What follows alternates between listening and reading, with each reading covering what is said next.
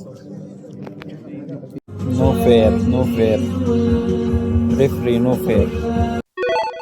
عزيزي المشاهد، يا صباح المتة وبعد السلام عليكم ورحمة الله وبركاته. خليني أسألك على طول سؤال حلقتنا النهاردة: امتى آخر مرة انت فاكر ان سبايدر مان كان فعلا فيها سعيد؟ قبل ما تحكم وتقول ايه الهبل ده وتقوم قافل الفيديو على طول مرة واحدة، فالفيديو ده هيكون هو الأهم بالنسبة لك لو مهتم بدراسة سلوك الإنسان بالسيكولوجي. يعني بالنسبة لك لو انت عايز قبل ما تدخل الفيلم الجديد انك تقدر تخمن كده انت ممكن تشوف ايه جوه. ما تخافش، فريق العمل كله بتاع الحلقة ما اتفرجش لسه على الفيلم، فمفيش اي حرق يعني. المهم يا عزيزي المشاهد، امتى فعلا كانت اخر مرة بيتر او سبايدر مان عدى قصة سعيدة بالكامل؟ حب جوين ماتت، حب ماري جين خانت، يا راجل ده حب انكل بن، بالسلامة يا انكل بن، وعمته كمان كانت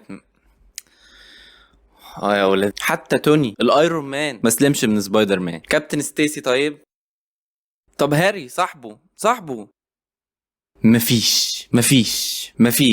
والسؤال اللي بيطرح بلح هنا، هو حرفيا بيطرح بلح، لان انا دورت كتير جدا عشان الاقي اجابات متفرقه مشتته كده. هو ليه سبايدر مان مستقصدينه قوي كده؟ ليه المؤلفين بيعملوا كده مع بيتر وهو بطل خارق بينقذ الدنيا؟ يعني ليه خسروه فلوسه، خسروه بيته، وبيخسروه شغله في كل قصه جديده؟ هل مؤلفين مارفل شايفين ان هو ده العدل من وجهه نظرهم؟ قصه وان مور داي لسبايدر مان اللي نزلت سنه 2007 بتحكي لنا ان بيتر بدا ياخد الحياه المثاليه اللي هو كان بيحلم بيها، بدا يتجوز ماري جين، بدا يكون العيله، بدات اموره تبقى تمام، ولكنه طبعا بيضطر يضحي بكل الحياه دي كلها عشان عمته مي تعيش، وبيوافق على عقد مع الشيطان ميفيستو ان هو هينسيه حياته دي كلها، وهينسيه ماري جين، وهينسي ماري جين هو، وهينسي عمته الماري جين وعمته وماري جين، وكلهم هينسوا بعض في القصه المجنونه دي، ومحدش هيفتكر اي حاجه حصلت قبل العقد ده، في مقابل ان عمتك ترجع سليمه. انتوا عارفين ان المته ممكن تتعمل بميه ساقعه مش سخنه، ميه متلجه ساقعه متلجه، بتبقى اسمها تريري، حلوه قوي، انا اعتقد احلى من السخنه، عجبتني اكتر من السخنه. ما تنسوش يعني انكم تعملوا سبسكرايب ولايك والحاجات اللي هي دي، مش محتاج اطلبها في حاجه، بس يعني انا بحب اقلد الفيديوهات يعني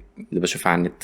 القصة بتخلص ان بيتر المسكين ده ما كانش فاكر اي حاجة، ولا عمته فاكرة اي حاجة، ولا ماري جين فاكرة اي حاجة، ما كانش في ناس فاكرين اي حاجة غير مجموعة ناس صغيرة قد كده. قراء سبايدر مان ما نسيوش، قراء سبايدر مان واللي كانوا بيدافعوا عنه وبيحبوه ما نسيوش انه كان اخيرا بيبدأ الحياة اللي هو كان بيحلم بيها، حياة الاستقرار اخيرا بعد سنين طويلة جدا من بداية سبايدر مان. اول مرة نشوفه بيبدأ يستقر، والقراء اعتبروا اللي حصل ده خيانة من المؤلفين. خيانة المؤلفين للشخصية دي بتولع غضب القراء، وبتفتح افران الهجوم على المؤلفين اللي اضطروا بعد كده يدافعوا على نفسهم. ورئيس التحرير وقتها اللي كان اسمه جو كيسادا كان شايف ان هو عارف مصلحة بيتر اكتر من بيتر شخصيا، وصرح ان بيتر باركر بيبقى في افضل حالاته لما يكون اعزب، بيكتشف الحياة لسه وبيكافح، يعني بالبلدي كده سيبه يتبهدل شوية.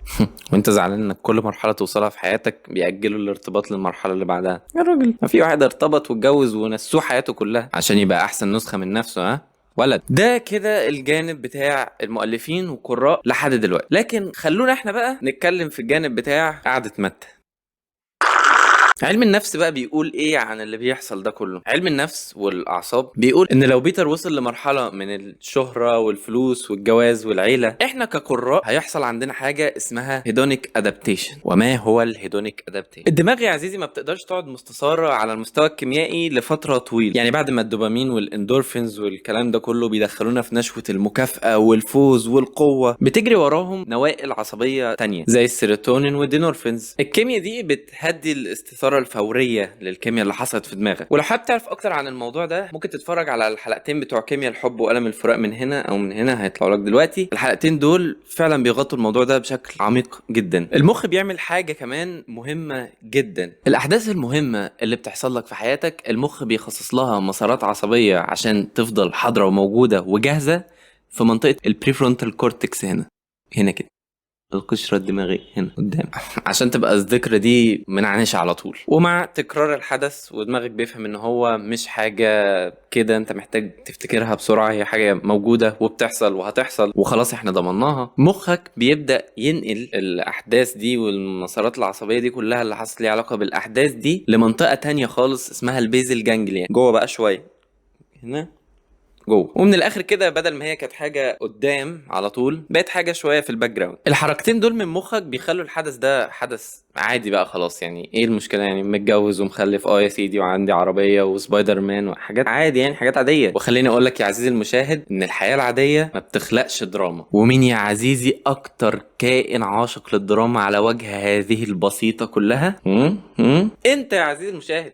انت يا عزيزي المشاهد، انت يا عزيزي المشاهد اكتر كائن عاشق للدراما ومستهلك ليها على وجه هذه البسيطه. مش السلاحف مثلا. ولا يا عزيزي اجابتك غلط. مش مراتك اللي قالت لك تعالى هناكل ايه النهارده عشان تجيب اي حاجه من بره رحت قايل لها بخلنا اي حاجه. لا، دي مش اكتر كائن عاشق للدراما. انت اكتر كائن مستهلك للدراما على وجه الكوكب كله، ومراتك طبعا. بس يعني انتوا الاثنين تصدعناش بقى. في سبب تاني يا عزيزي المشاهد برضو يعتبر مشكله كبيره، اسمه نيجاتيفيتي بايز او التحيز للسلبيه. الكلام ده شكله كبير قوي.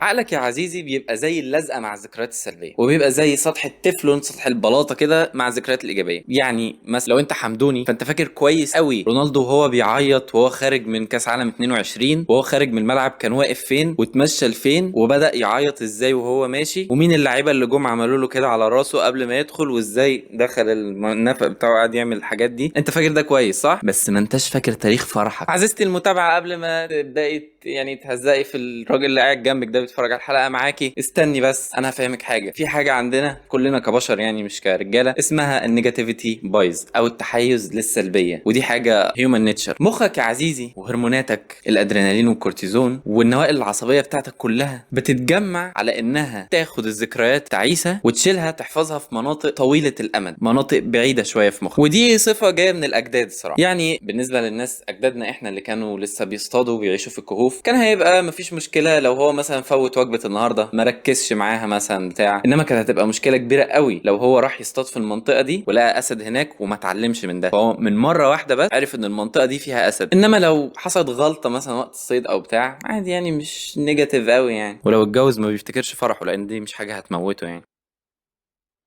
هتموته. في بعض الابحاث اصلا بتقول ان لازم يبقى عندك 5 ذكريات سعيده عشان تمحي ذكرى واحده تعيسه او تقدر تغلب عليها يعني. عشان كده وانت جاي تنام بالليل كل يوم تقول انا ليه ما ردتش على الواد اللي ضربني في تانية ابتدائي وعجني ضرب ده. انت ممكن تكون رديت عليه على فكره، بس انت عندك تحيز للسلبيه. انت فاكر الحته الوحشه بس وهتفضل مكمله معاك مدى حياتك. الحلوه دي انطر قبل كاش مع انكل بن. المؤلفين بقى عارفين الكلام ده كويس قوي وعايزين سبايدر مان يعلق في دماغنا باكتر شكل واكتر وقت ممكن، وهي كلها مصلحه وبزنس، والناس بتخش الفيلم وبتشتري الكوميكس وبتشتري الشنط اللي عليها سبايدر مان وبتشتري تيشيرتات من الشاذلي. فيا عزيزي مسلوب الاراده منزوع الاموال، البيزنس ده كله بيتعمل على قفاك انت وعلى قفا سيكولوجيتك، وان انت بتحب الحاجات التعيسه بتحب الدراما وبتفتكر الحاجات التعيسه وبتفتكر الدراما وبيعلق في دماغك لانه مقضي حياه تعيسه. ما اعتقدش ان انت تعرف حاجه عن حياه ايرون مان مثلا. راجل يعني ما شاء الله الله اكبر ايرون مان ما نعرفش حاجه عن حياته. فمن الاخر كده يا عزيزي اللي فاكر انك اطيب من العم بن، خليني اقول لك ان انت مشارك بشكل اساسي في اللي بيحصل لبيتر. انت بتحب كده حتى لو بشكل غير واعي، انت بتحب كده. ولكن مش عايز اقسو عليك لان ده الطبيعي. الدراما هي اللي بتحركنا وبتحرك حياتنا وبتخلينا ناخد ردود فعل ويبقى في مجتمع ويبقى في حياه وكده. كل ده جاي من الدراما. لو مفيش دراما مفيش قصه، مفيش حركات غريبه كده في الحياه، مفيش حاجه. بالمناسبه برضو يا عزيزي خليني اقول لك على السريع ان في 2024 خرجت لنا سلسله دي التيميت سبايدر مان، واللي بيتر بدا فيها ما كانش الراجل العنكبوت ولا حاجه. كان راجل عنده 35 سنه متجوز ومخلف اطفال واموره تمام. بس ازاي بقى؟ ازاي؟ لازم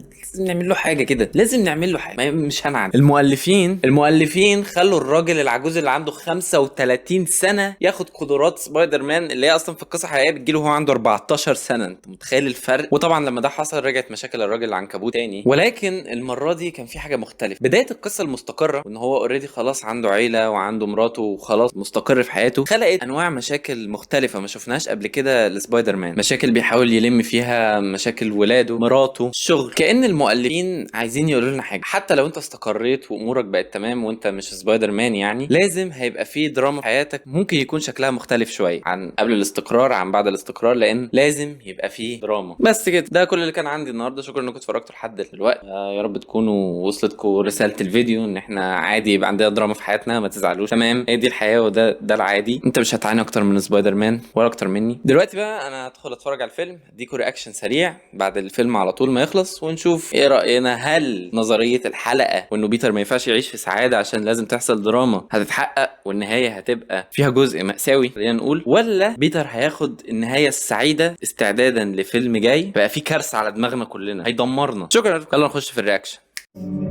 يعني حاسس انها نهاية عادلة شوية، فيها مش كلها سوداوية وسيئة، مش عارف.